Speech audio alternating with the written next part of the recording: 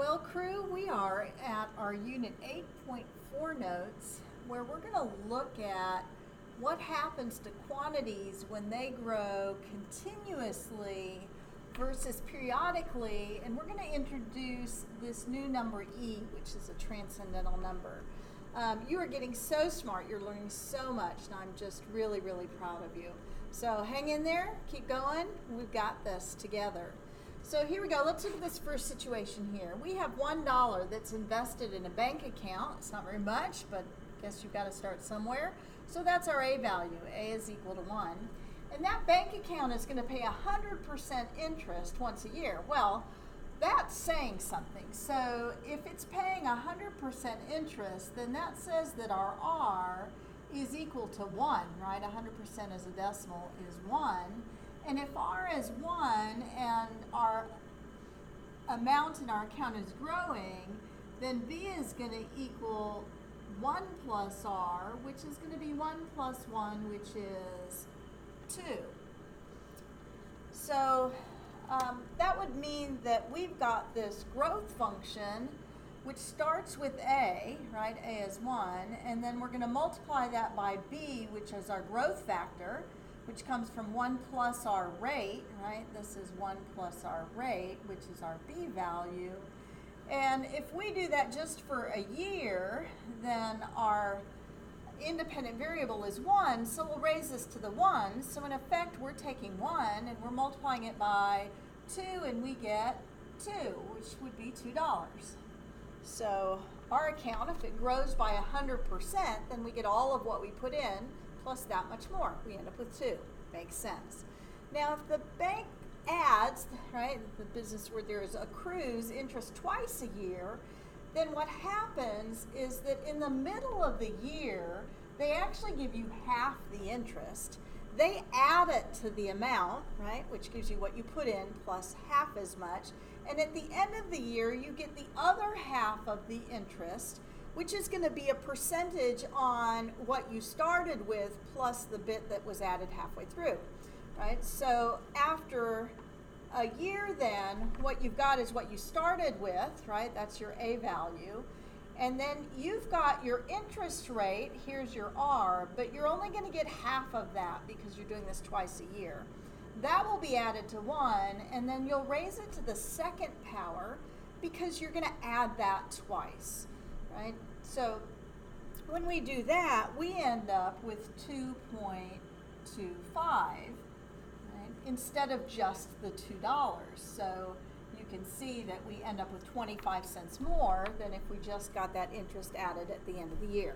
So let's look at this table, and we're going to kind of see what would happen, right, when we add that interest or a portion of that interest more and more often.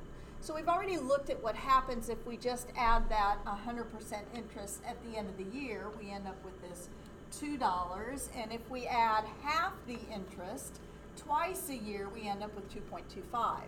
Now, if we were to accrue the interest quarterly, so that would be 4 times a year, then we would take our interest rate, R, and divide it by 4. But we would add that on, right? So we'll multiply by that effective growth factor 4 times, and we actually end up with this 2.44 amount. If we were to accrue monthly, right, so we get a 1/12 of the interest 12 times a year, we end up with even more. So you can see that here we added 25 cents, here we added, right, $2.44 is better, but not 25 cents better, right? And here this 2.61 is better yet, but not as much better as it was to go from 25 to 44. Right? So we've got better return on our investment, but it's getting better by less and less.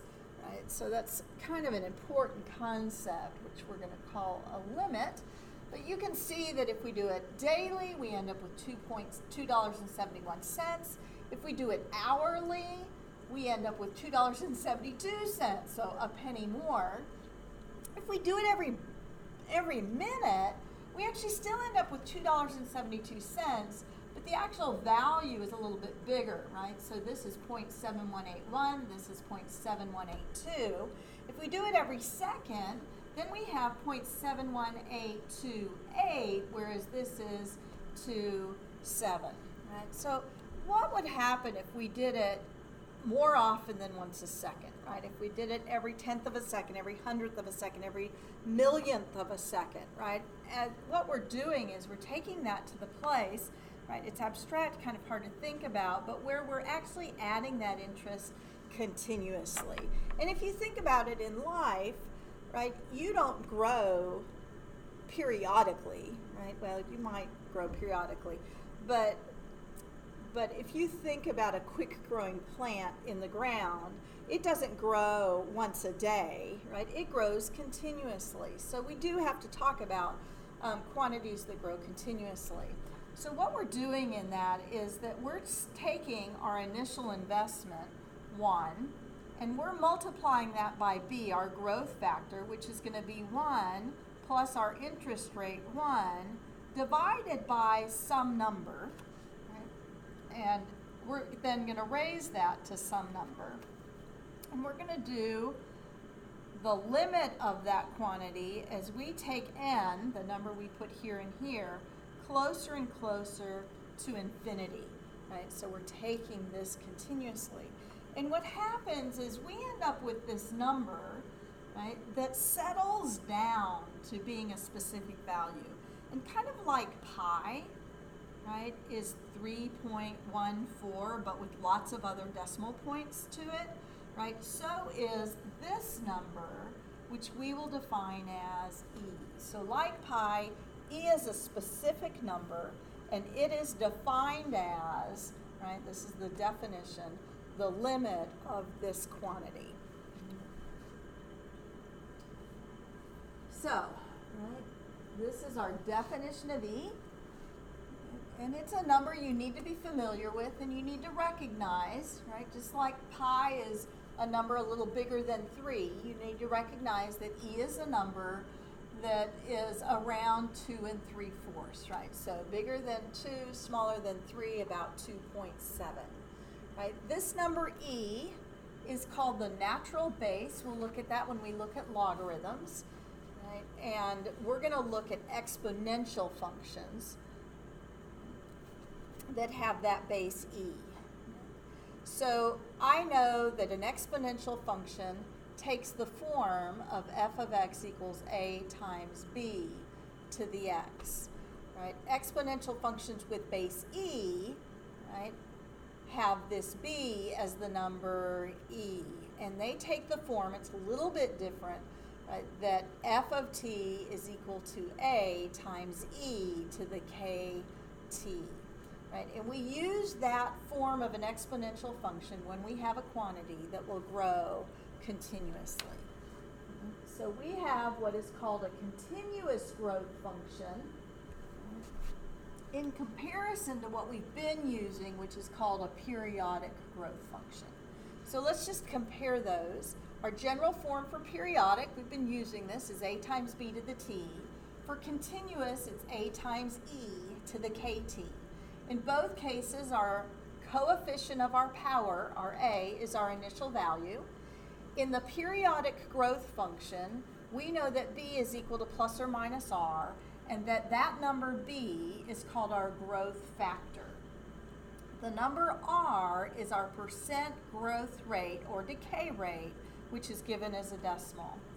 In your continuous growth function, the number k, which is the coefficient of our variable, and it's in the exponent on e, is called the continuous growth rate, and it is also a decimal. Right? So in review, we know that for b, our growth factor, if it's bigger than 1, our function is growing. If it's between 0 and 1, our function is decaying. In our continuous growth functions, when k is positive, the function is growing. If k is less than 0, so if it's negative, the function is decaying. T in both cases is our number of time periods. That could be number of years, it could be number of centuries, it could be number of milliseconds, it could be anything. Now, so let's look at the connection between these two. So we defined above that the number k, right, which is in the e to the kt part, is called our continuous growth rate per time period. So it's continuous growth rate per hour. It's a little odd to think about. Okay, if we have e to the k, that is called our annual growth factor. So it is what our quantity effectually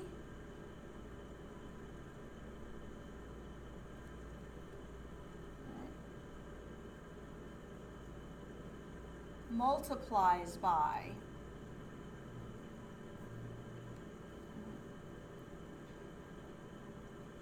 in the end of the time period.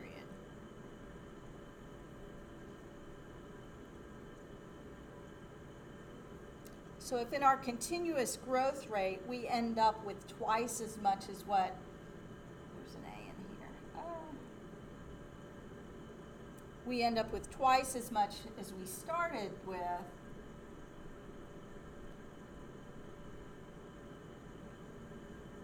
it's hard to read.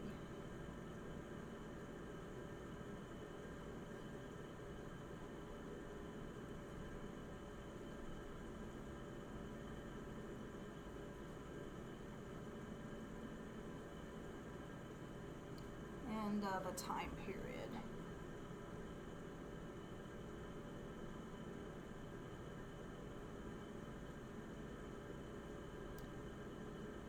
I'm sorry. So if at the end of a time period we ended up with twice as much as what we started with, then the growth factor would be B, right? We took what we started with, we multiplied it by 2. So it's based not on what is happening continuously, but on what we end up with. The annual growth rate then would equal the absolute value of 1 minus B. So again, this would be our effectual growth rate.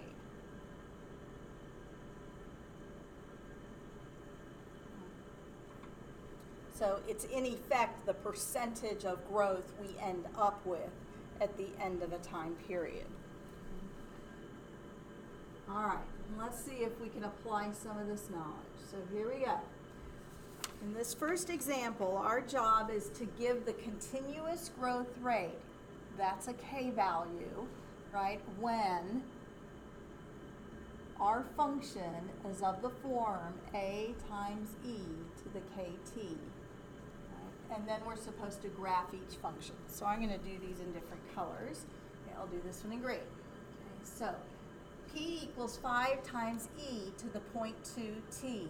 This is in the form of a times e to the kt. Our k value is our coefficient of our variable in the exponent, and it is 0.2. That k value,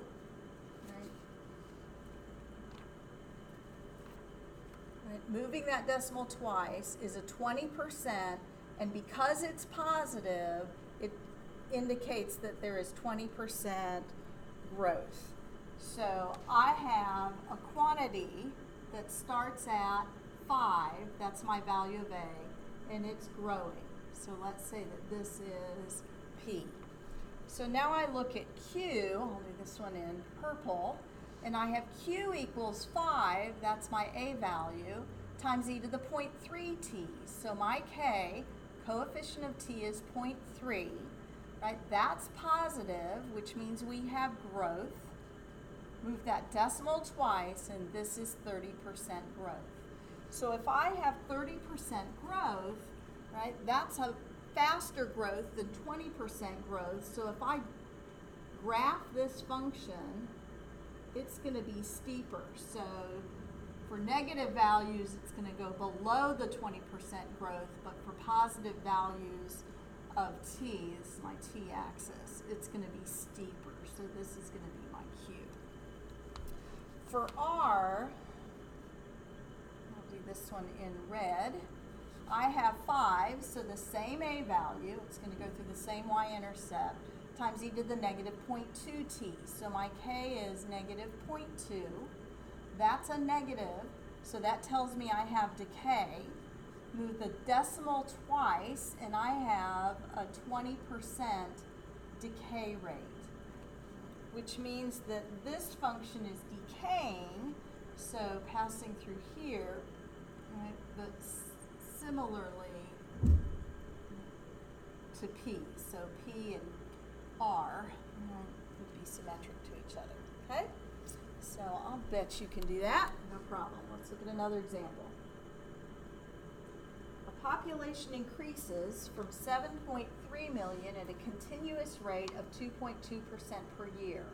Write a formula for the population and estimate graphically when the population reaches 10 million. Okay, let's look at what we've got.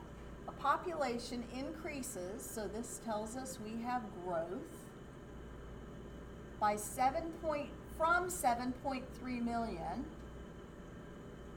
So this tells me this is my A value at a continuous rate.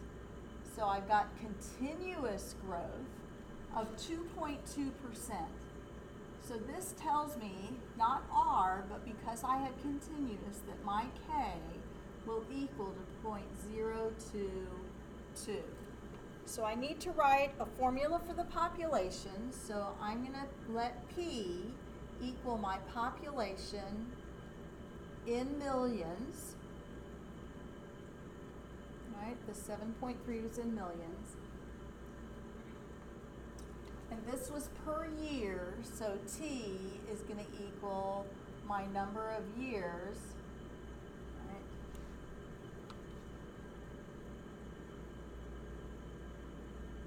after my starting point, which would be when the population is 7.3 million. So, right, P of T is going to equal my initial value, 7.3. Since it's growing continuously, it will be times E to the growth rate, the K value, which is 0.022 times T. So that's my equation, and if I want to find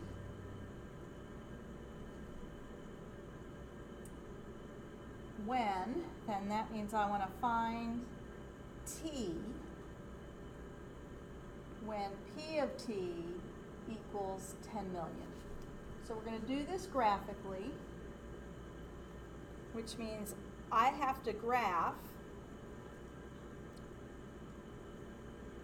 So if I go, say, from 0 to 20 for T, and then from 0 to 15, say, for P, then I know that I've got an initial value of 7.3, and that is growing. So my Y1 is equal to 7.3 times E to the 0.022T. And then I've got Y2, which would be at 10. So I'd have Y2 equals 10, and I'm looking for this intersection point. So I use the intersection function on my calculator, and from that I end up when T is about 14.3 years later.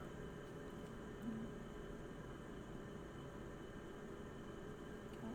So find same knowledge that we had before to this continuous growth function. Let's look at this next example. Okay, caffeine leaves the body, so if it leaves the body, this is decay. At a continuous rate, so continuous rate means I'm going to use Q of T equals A times E to the KT of 17% per hour, so that means that K is equal to 0.017. And my job is to find, well, let's define our variables. Let's let capital C be the amount of caffeine in the body.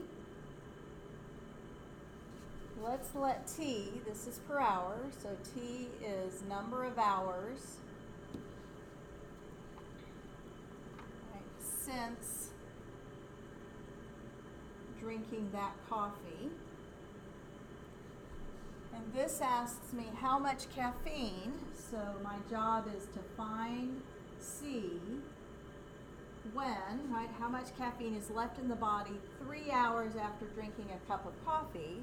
So when T equals 3, and then I have some more information that that coffee contains 100 milligrams of caffeine. Well, that's my A value. That's my initial value. So A is 100. So first of all, I'm going to write my function. C of T will equal my initial value, 100. It's growing continuously, so that'll be times E to the K, which is 0.017 T. If I want to find C when T is 3, then I'm going to plug 3 in for T, and I get 100 times E to the 0.017 times 3. Evaluate that with the help of your calculator, and you get about 60.050, and that would be milligrams of caffeine. So, no problem. Easy squeezy. Last example. In November 2005, Wells Fargo Bank offered interest at a 2.323% continuous yearly rate. So this continuous, right, says that I'm going to use the form Q of T equals A times E to the KT. This is my interest rate, so I know K is equal to 0.02323. And since it's yearly, I know that T is going to be number of years that investment is left in the account. But I go here, and this says find the equivalent annual rate. Well, this goes back to the bottom of the previous page in our notes, where the equivalent or the effective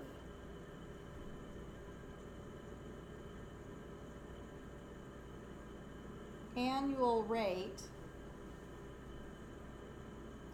is the value R, which is the percent growth we end up with at the end of the year, right? And we know that the growth factor, the amount that we would multiply by to get what we would end up at the end of the year, is equal to E to the K, which in this case would equal to E to the 0.02323, which if we evaluate, we get 1.0235. That's my B value, and my R value will equal B minus 1, which in this case would be 0.0235. Right? So what that tells me is that given a continuous rate of 2.323, at the end of a year, I would actually end up with 2.35% more than what I initially invested in that account. Okay, those are applications. You got it. You're ready to do your Google form, and I'll see you tomorrow.